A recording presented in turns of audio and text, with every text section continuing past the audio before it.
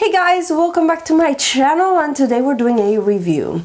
I wanted to review for you the Urban Decay Born to Run palette because I've had it now for a while. I think I made up my mind, and yeah, just wanted to share my review. I've seen online only raging reviews and always amazing reviews for this palette, and that is also one of the reasons why I bought it. And I have to say, I don't agree with all of that is said on this palette. But let's rewind a little bit. The Born to Run palette was released a few months ago by Urban Decay. It was on 20% off on Look Fantastic recently, so I decided to pick it up. It came out to about 36 euros for me, and I thought that is a very good value for a palette that contains 21 shades. And let's take a look at it inside. It is gorgeous when you look at it like this. There is a big mirror. Let me see if I'm not gonna blind you completely. There is a big mirror and it folds completely backwards. The packaging is plastic and it is very sturdy, and I bet actually very, very good for travel. The shades in the palette are mostly shimmers with a few mattes, more mattes than what we're used to in Urban Decay standards, let's say, but still more shimmers than matte. And the shimmers themselves then have a few different finishes, I think at least, and those will also come back in my review. So overall, I think the value that you get for this palette is amazing. The packaging is extremely sturdy. The artwork on it is beautiful with all of these travel scenery. And yeah, it plays into the theme of the Born to Run. And I think they could not have done it much better when it comes to packaging and probably color choices. You can see there are quite a few light shades here, and you have, the first shade is a cream satin shade. Then we have a metallic gold, a duochrome pinky gold, which is, I would call it shimmery, but it's not metallic or foiled. Then you have the first matte, Weekender, perfect transition shade, a fun transition and crease shade that is more of a salmony coral, which is called Still Shot, Riff, which is a very pretty crease shade. I have it today in my crease. It's the shade you can see, the warm brown, a dark brown, Good as Gone. And then we go to the more fun shades. This matte here is called Hellride, and it's a berry plummy shade. We have a matte orange, which is called Baja, a satin burnt orange that is called Accelerate, a satin purple Guilt Trip. This is a little bit duochromy. Then we have a metallic orange that is called Ignite, a metallic cool toned bronze, I would say, that is in the center of my lid today, a metallic green, which is Wanderlust.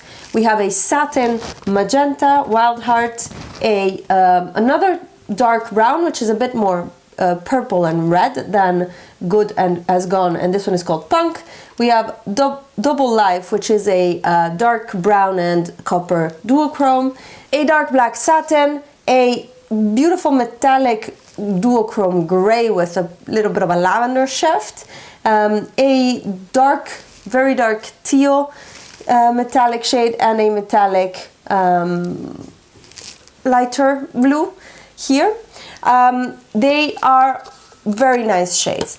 There are a few duds in this palette, and those are the ones I called more of a shimmer than a metallic shade, more of a satiny shimmer. And these are Accelerate, Blaze, Wild Heart, Guilt Trip, and these are just not very punchy colors. You really have to build them up and apply them. And overall, this is the whole theme of the palette, which is you can get nice colors and nice shades and nice looks, but you have to build everything up. And I have to preface, I am not a big Urban Decay fan, or I don't have a lot of their products and not a lot of their eyeshadows. The only other eyeshadow I have is the Naked 2, and I haven't used it in years. I feel like these eyeshadows are just not up there with the quality of eyeshadows that I am used to, say Nabla, say Makeup Geek, say Colourpop. A lot of different brands that make amazing eyeshadows that blend easily and also punch a lot of pigment. So I understand that you want to be able to build up the color, but also just pigmented eyeshadows that blend well will achieve the same effect, in my opinion at least. And in my style of makeup, I like to have a saturated and bold color because it's what works best for my skin tone and hair and just my style.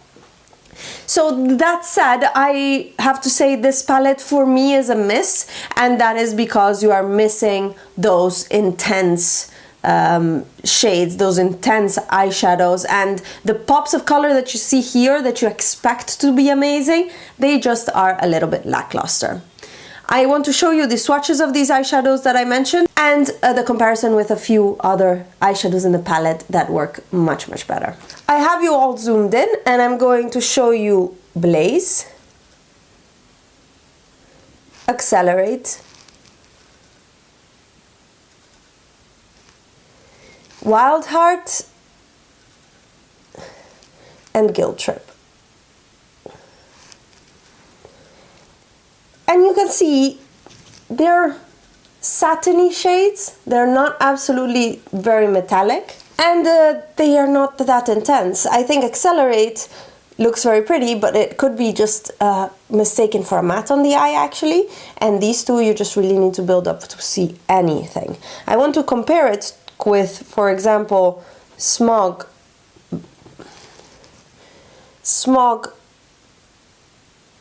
Wanderlust,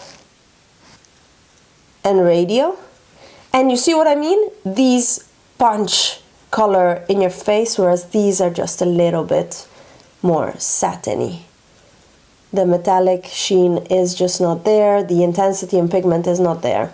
Furthermore, this berry purple here that is matte is just not that good in blending, and as well as the orange, which actually doesn't translate so punchy and intense as you'd like it. You really have to build it up, and the salmon color here is quite a bit chalky and has a lot of white in it, so it's very, yeah, chalky, not really that intense.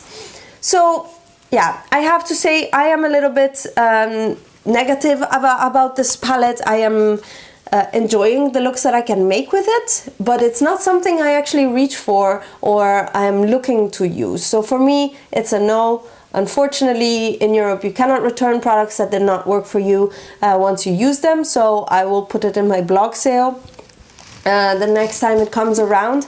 But yeah, unfortunately this is a no for me. Now, to make this video a little bit more fun, I will insert now the tutorial for this eye look I did. I don't often do halo eyes, but I thought it was fun for a change and a very fall inspired look. I apologize if I sound weird. I am sick and this is all the energy I can master. But I hope you enjoyed this video. If you did, give it a thumbs up and give me your opinions on the palette down below, and let me know if you picked it up and if it suits your style of makeup a little bit better than mine. Enjoy the tutorial now, and I'll see you in my next video. Bye! My eye is primed and set, and I have a little bit of the shade Weekender in my crease already because I started without realizing. So next shade I'm going in with is the shade Riff right here with a crease brush, and that will go everywhere. I do like the mattes that are in here, these browns, medium browns. This is a really good crease shade. It's on the warm side of things, as you can see, but is really nice. And the shade Weekender that I had down before is a nice transition shade. I'm bringing this a little bit out, and we'll go back in later to blend more shades. We're gonna do a halo eye today, so I'm going to take this dark brown shade called Punk and apply it on the outer and inner corner of the eye. There are two dark brown shades in here, which I find maybe a little bit redundant. This shade here, Punk, and then there's a little bit of a cooler toned brown, which is Good as Gone. This one is more of a has some red and purple in there, and as you can see, they don't blend perfectly in the outer corner. They are a little bit patchy, at least. And I can try to pack it on to prevent it from being patchy, but you can see it's not perfect.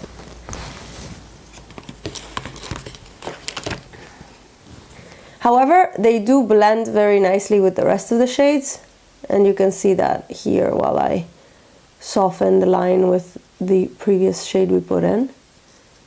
From that point of view, they do very well, both of the dark mattes, but they both give the same effect when you pack them on. With a smaller brush and the same shade, I'm going in my inner corner to deepen up,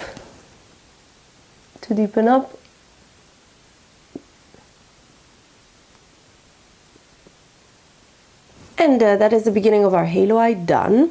Now for the center of the lid, I'm gonna take the shade, this one here, Smog, on my brush.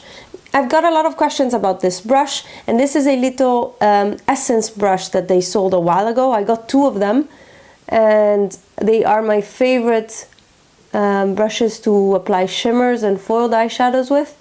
Because they're a little bit spiky, they pick up product even if it's very creamy, and they do a great job at applying it. So this is what the eyeshadow looks like dry.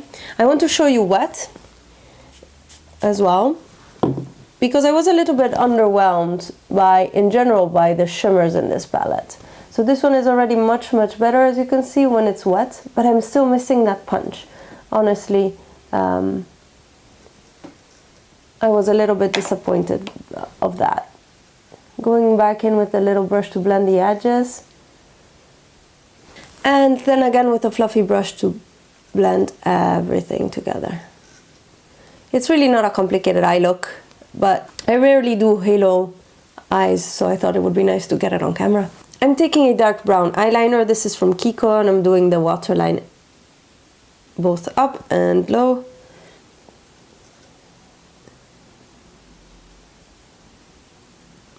And a little bit of intensifying here on the outer corner.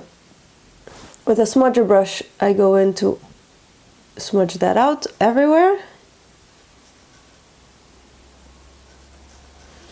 And then I'm taking the shade Punk again and going where on the outside and inner part of my eye, mirroring what we did up on the upper lash line. With a little packing brush, I take the shade Smog again and I place it in the middle of the lower lash line, same as on the top side. And then I take again the shade Riff on a little pencil brush to smoke everything out. This is such a different look for me. I find it so weird to look at myself in the mirror. But it's very smoky, I guess. Last but not least, to brighten up a little bit the inner corner, I go in with the first shade in the palette, which is called Breakaway, and brighten the inner corner. Here we have it. I'm gonna put on lashes and mascara and I'll be right back. And here you have the finished look using the Urban Decay Born to Run palette.